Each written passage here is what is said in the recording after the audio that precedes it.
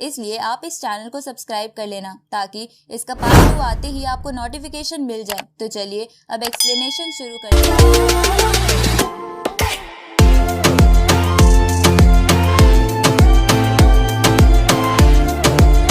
Haven की शक्तियां अचानक से कमजोर पड़ने लगी तो ये मौका देखकर डीमंस ने गॉड्स पर अटैक कर दिया, जिसकी वजह से एक भयानक लड़ाई हुई जिसमें कई गॉड्स, डीमंस और बहुत से ह्यूमंस मारे गए। पर कुछ सालों बाद हेवन की शक्तियां वापस लौटने लगी, पर ये देखकर डीमंस और गॉड्स के लीडर्स ने शांति बनाने का फैसला किया, क्योंकि पहले ही कई जान जा चुकी थी। इसलिए गॉड्स अपनी गोल्ड सनसेट केव नाम की हेवनली केव में चले गए, जो कि असल में एक स्कूल की तरह था जहां मास्टर्स अपने स्टूडेंट्स को ट्रेन करते थे जो आगे चलकर गॉड्स बनते थे। अब कई साल बीत जाते हैं और हम एक फ्लाइंग बोट में एक एरलैंग नाम के लड़के को देखते हैं, जिसका असली नाम यांग जियान था, जो असल में एक गॉड था। पर कुछ रीजंस की वजह से वो अपनी पावर्स का बहुत बड़ा हिस्सा खो चुका था और अब वो एक मामूली बाउंटी हंटर का काम करता था। अब एरलैंग का एक सर्वेंट उसे बताता है कि हमारी बोट की गैस खत्म होती जा रही है,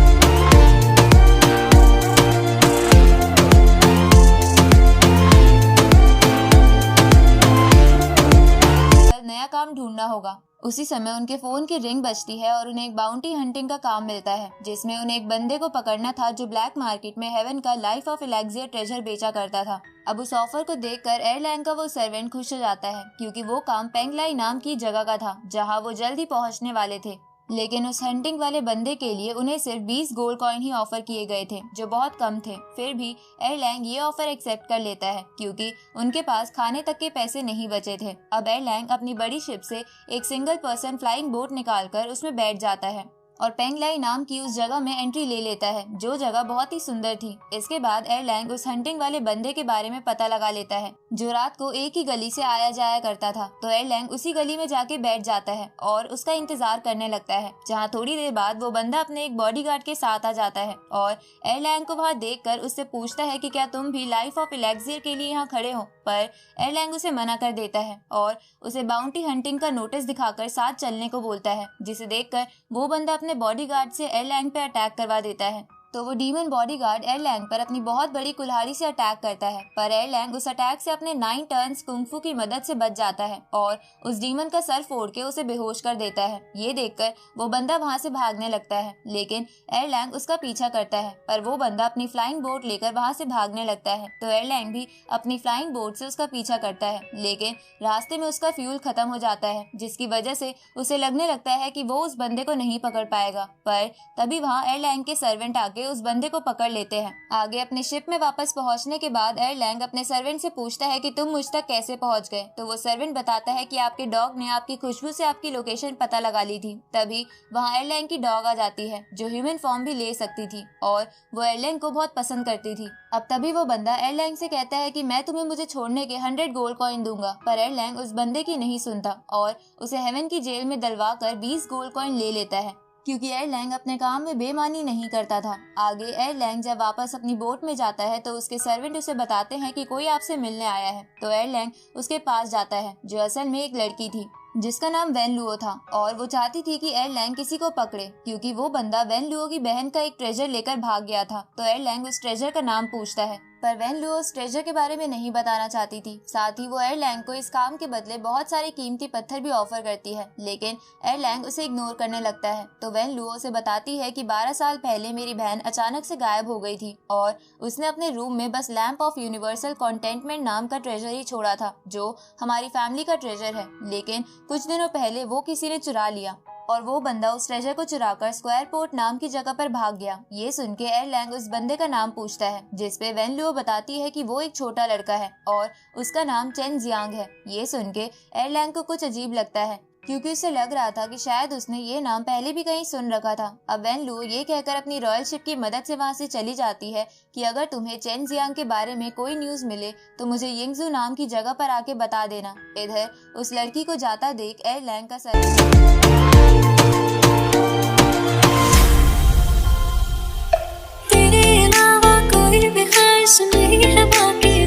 ये लड़की तो बहुत ही खूबसूरत और अमीर लग रही है, तो ये हम जैसे बाउंटी हंटर से मदद मांगने क्यों आई थी, जबकि हमने तो इतने बड़े बड़े काम भी नहीं करे। ये सुन के एरलैंग भी सोच में पड़ जाता है। दूसरी तरफ हम एक गैस स्टेशन को देखते हैं, जहाँ पर बोट्स में फ्यूल भरा जाता था तभी वहाँ पर हम उसी चेन जियांग नाम के लड़के को देखते हैं जो अपनी गैंग को यहाँ ये कहकर लाया था कि हम इस गैस स्टेशन को लूट लेंगे।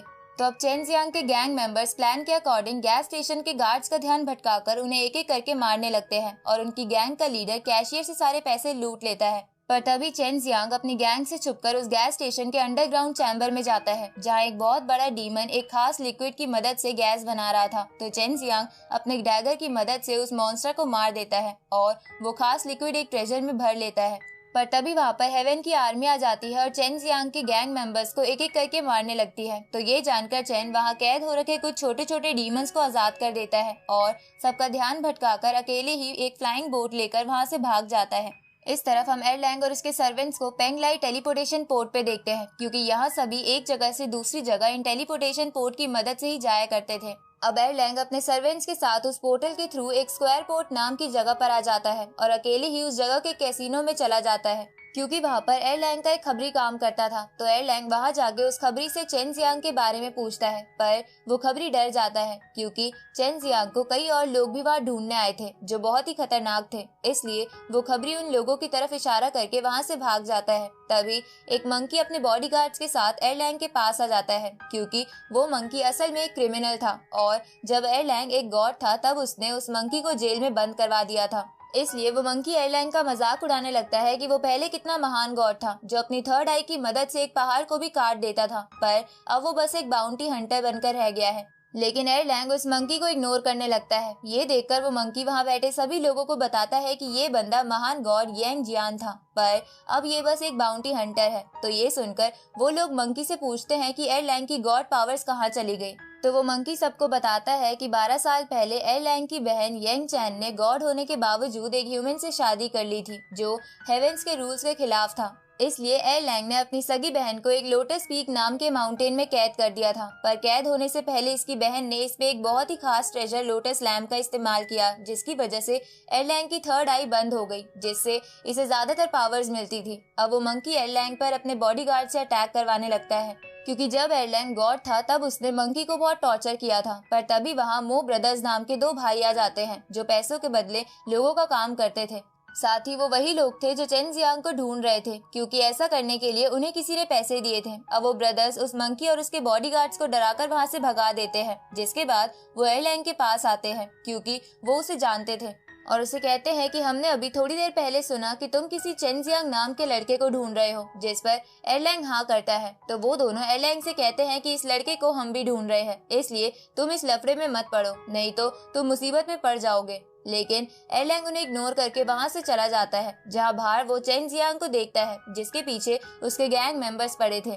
लेकिन एरलैंग को ये देखकर कुछ भी समझ नहीं आता। इधर वो गैंग मेंबर्स चेन को घेर लेते हैं जिसके बाद गैंग का लीडर उससे कहता है कि तुम्हारी वजह से गैस स्टेशन पर हमारे कई सारे लोग मारे गए, पर मुझे पता चला है कि तुमने वहाँ से कोई खास लिक्विड चुराया है, इसलिए वो लिक्विड मुझे दे दो वरना हम तुम्हें मार देंगे। ये सुनकर चेन लीडर से पूछता है कि आपको ये सब किसने बताया। तभी वहाँ वही मंकी आ जाता है जिसने चेन के बॉस को सब कुछ बता दिया था क्योंकि वो मंकी उस दिन गैस स्टेशन पर ही था और उसने चेन को वो लिक्विड चुराते हुए देख लिया था। अब ये सब देखकर चेन सबको मारने के लिए अपना डैगर निकालने लगता है, पर तभी वो वहाँ एरलैंग को देखता है, इसलिए चेन उसे अपना वो लिक्विड पकड़ा देता है और अपनी गैंग से लड़ने लगता है। तो वो गैंग मेंबर्स उस लिक्विड के लिए एरलैंग पर भी हमला करते हैं। तो एरलैंग उन्हें कहता है कि मैं तो इस लड़के को जानता भी नहीं हूँ, पर वो लोग नहीं रुकते। तो एरलैंग भी उनसे लड़ने लगता है जिसे देखकर वो मंकी वहाँ से डर के मारे भाग जाता है और इधर चेन अपने बाकी सभी मेंबर्स को पीट कर अपने लीडर को जान से मार देता है।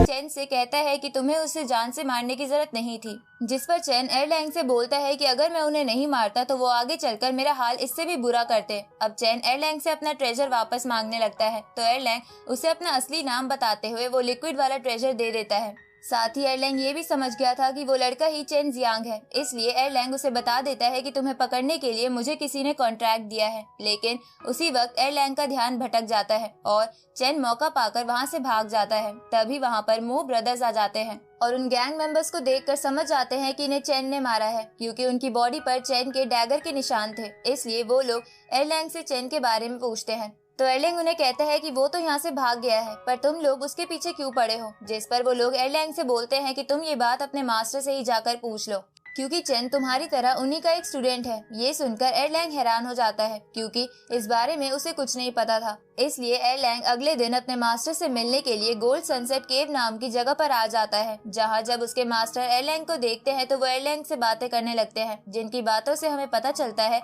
कि 12 साल पहले एरलैंग ने लोटस पीक माउंटेन पर अपनी बहन के साथ किसी और चीज को भी कैद करा था, जो अगर आजाद हो जाए तो जैसे कई सालों पहले हेवन की पावर्स चली गई थी, वैसा ही इंसिडेंट दोबारा हो सकता था, जिससे डीमंस और गॉड्स में फिर से लड़ाई शुरू हो जाती। अब मास्टर एरलैंग से और बातें करने लगते हैं, जहां बातों बातों में वो उससे पूछते हैं कि क्या तुम्हारी थर्ड आई अब ठीक हो गई है, जिस पर एरलैंग मना करता है। तो उसके मास्टर उससे कहते हैं कि हो सकता है कि कोई ताकतवर एनर्जी तुम्हारी आई खोल दे। तभी एरलैंग अपने मास्टर से चेन जियांग के बारे में पूछता है, तो मास्टर का सर्वेंट एरलैंग को बताता है कि चेन तुम्हारी बहन का बेटा है, जिसे तुम ही यहाँ लाए थे। ये सुनकर एरलैंग चौंक जाता है, क्योंकि उसने चेन को पहले कभी देखा भी नहीं था, तो वो उसे यहाँ कैसे ला सकता है। तो एरलैंग के मास्टर से बताते हैं कि तुम्हें ये बात इसलिए याद नहीं है क्योंकि ये बात उसी 12 साल पहले वाले इंसिडेंट के टाइम की है, और जब तुम चेन को यहाँ लाए थे तब वो बस कुछ ही महीनों का था, इसलिए मैंने भी उसे अपनी गोल्ड सनसेट केव में रख लिया था।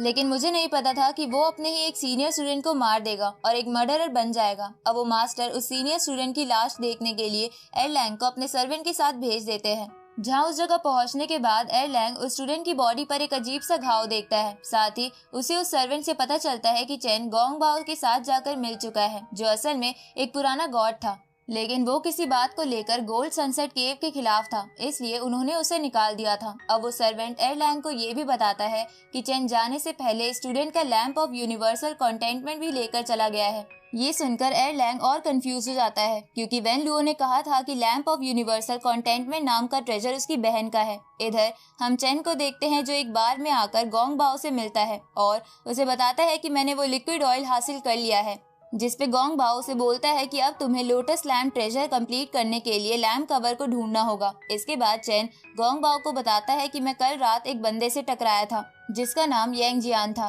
तो ये सुन के गोंग बाओ उसे उस बार की छत पर ले जाता है, जहां गोंग बाओ का व्हाइट टाइगर बैठा हुआ था। अब गोंग बाओ चेन को बताता है कि येंग जियान तुम्हारा मामा है और वही है जिसने तुम्हारी मॉम को लोटस पीक में कैद करा था। ये सुन के चेन हैरान हो जाता है।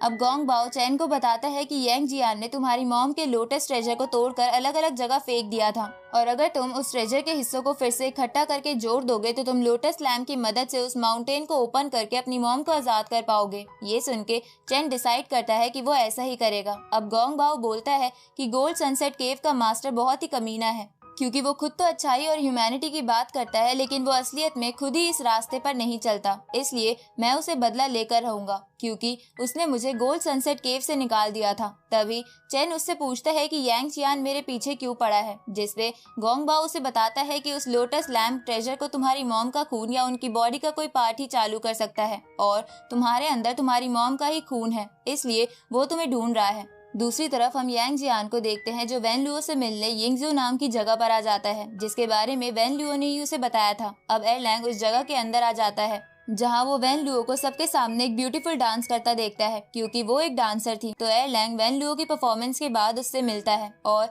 उससे पूछता है कि तुमने तो कहा था कि लैम्प ऑफ यूनिवर्सल कंटेंटमेंट तुम्हारी बहन का है, पर वो तो मेरे एक स्कूल के एक स्टूडेंट का है। ये सुन के वेन लुओ एरलैंग से कहती है कि तुम्हें कुछ चीजें पता ना चले वही अच्छा है, और ये कहकर वेन लुओ एरलैंग को एक मैजिकल मिरर की मदद से इल्यूजन में फंसा देती है, जिस इल्यूजन में एरलैंग को उसकी मॉम दिखती है, जो उसे उस माउंटेन को फिर से ओपन करने को कहती है। जिसे सुनकर हमें पता चलता है कि एरलैंग पहले भी वो माउंटेन ओपन कर चुका है। अब थोड़ी देर बाद एरलैंग उस इल्यूजन से बाहर आ जाता है और देखता है कि वेन लुओ वहां से चली गई है, पर वो एरलैंग के लिए एक चिट्ठी छोड़ गई थी, जिसमें चेन जियांग की लोकेशन के बारे में लिखा था। तो ये जानकर एरलैंग टेलीपोर्टेशन की मदद से उसी जगह जाने लगता है। इस तरफ हम उस जगह पर एक छोटी सी टूटी हुई बोट में चेन को देखते हैं, जो उस लैम्प कवर को ढूंढने की प्लानिंग कर रहा था, जो लैम्प कवर एक लाइट हाउस में था। तभी वहाँ पर एरलैंग आ जाता है और चेन के वो मैप्स देखकर समझ मेरा सफर तेरे बिना मैं जाऊं किधर। लोटस लैम्प के पार्ट्स को ढूंढ रहा है ताकि वो उसे फिर से बना सके। अब एरलैंग चेन से कहता है कि तुम्हें उस स्टूडेंट को नहीं मारना चाहिए था, जिस पर चेन ये कहकर गुस्से में एयरलैंग पर अटैक कर देता है कि वो स्टूडेंट रोज मुझे पीटता था और खाना भी नहीं खाने देता था, पर तुमने आज तक एक बार भी मेरा हाल आकर नहीं पूछा। पर तभी मो ब्रदर्स चेन को अरेस्ट करने के लिए वहां पहुंच जाते हैं। तो ये देखकर एयरलैंग चेन को वहां से भगा देता है। तभी एयरलैंग को वहां एक मैप दिखता है, जिसे देखकर वो समझ जाता है कि चेन अब लैम्प कवर को ढूंढने के लिए लाइट हाउस में जाने वाला है।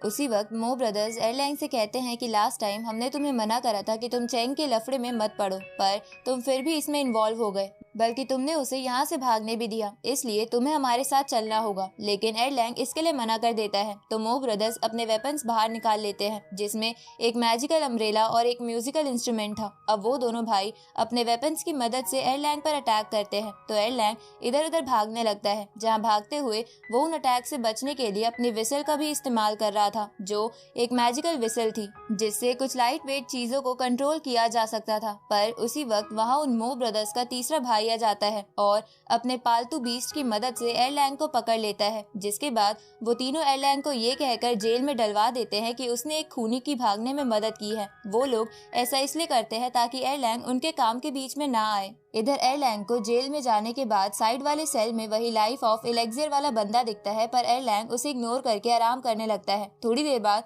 उस जेल पर एयरलैंग के सर्वेंट्स अटैक कर देते हैं, जिन्हें देखकर एयरलैंग एक गार्ड को घायल करके चाबी की मदद से सेल से बाहर आ जाता है और वो उस एलेक्सियर वाले बंदे को भी अपने साथ ले आता है। जिसके बाद वो दोनों गार्ड्स को चकमा देकर बोट में बैठकर वहां से भागने लगते हैं। लेकिन उस जेल का गार्ड ड्रैगन उनकी बोट पर अटैक करता है, पर एयरलैंग का वो डॉग उस पावरफुल अटैक को भी रोक देता है। जिसके बाद वो सभी जेल से भागने में कामयाब हो जाते हैं। इधर हम चेन और गोंग बाओ को देखते हैं, जो उस लाइट हाउस के पास आ गए थे, पर उन्हें वहाँ पर मो ब्रदर्स का फोर्थ भाई दिखता है, जो वहाँ पर बैठकर उनका इंतजार कर रहा था, क्योंकि वो जानता था कि वो लोग वहाँ जरूर आएंगे। और मो ब्रदर्स नहीं चाहते थे कि चेन उस लैम्प को जोड़कर उस माउंटेन को ओपन करे। अब उस फोर्थ ब्रदर को देखकर गोंग बाओ उस पर अटैक कर देता है और उससे लड़ने लगता है, लेकिन वो बंदा बहुत ही ताकतवर था और वो गोंग बाओ को भी दूर फेंक देता है। तो गोंग बाओ अपने व्हाइट टाइगर के साथ मिलकर उस पर अटैक करता है। इसी बीच चेन चुपके से लैम्प कवर हासिल करने की कोशिश करता है, लेकिन वो बंदा अपनी स्पिरिट बॉडी एक्टिवेट कर लेता है और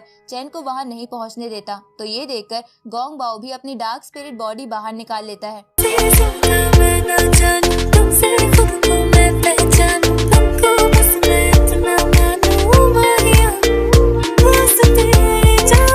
डिस्ट्रैक्ट करके उस पर लगातार अलग अलग डायरेक्शन से स्वॉर्ड अटैक करने लगता है, जिसकी वजह से उस बंदे को लड़ने में प्रॉब्लम हो रही थी। पर तभी वो बंदा फोकस करके गोंग बाओ और उसके व्हाइट टाइगर को घायल कर देता है। उसी वक्त चेन अपनी स्पिरिट बॉडी एक्टिवेट करके उस बंदे में अपना डैगर घुसा देता है। तो ये देखकर वो बंदा हैरान हो जाता है, क्योंकि चेन इतनी सी उम्र में स्पिरिट बॉडी बना सकता था। तभी गोंग बाओ पीछे से उस बंदे में अपनी तलवार घुसा के उसे जान से मार देता है। जिसके बाद चेन वो लैम्प कवर ले लेता है, लेकिन उसी वक्त गोंग बाओ वहाँ बहुत सारी स्पिरिट स्वॉर्ड आते हुए देखता है। तो ये देखकर चेन और गोंग बाओ इधर उधर भागने लगते हैं, जहाँ इसी बीच चेन के हाथ में बंधे एक धागे से वो लैम्प कवर एक्टिवेट हो जाता है और वो लैम्प कवर उनमें से कुछ स्वॉर्ड्स को चेन से दूर फेंक देता है। लेकिन वो स्वॉर्ड्स फिर से इकट्ठा होकर चेन की तरफ बढ़ने लगती है। तो गोंग बाओ अपनी पूरी ताकत लगाकर उन स्वॉर्ड्स को रोकने की कोशिश करता है और चेन को वहाँ से भगा देता है, लेकिन वो इसमें खुद बहुत घायल हो जाता है। तभी वहाँ वो तीनों मो ब्रदर्स आ जाते हैं, जिनके साथ एक बंदा और था, जो उन स्पिरिट स्वॉर्ड्स को कंट्रोल कर रहा था और उसने ही मो ब्रदर्स को चेन के पीछे लगाया था। अब वो बंदा अपने स्पिरिट स्वॉर्ड्स को एक करके फिर से गोंग बाओ पर अटैक कर देता है, जिसके बाद वो चारों वहाँ से चले जाते हैं। आगे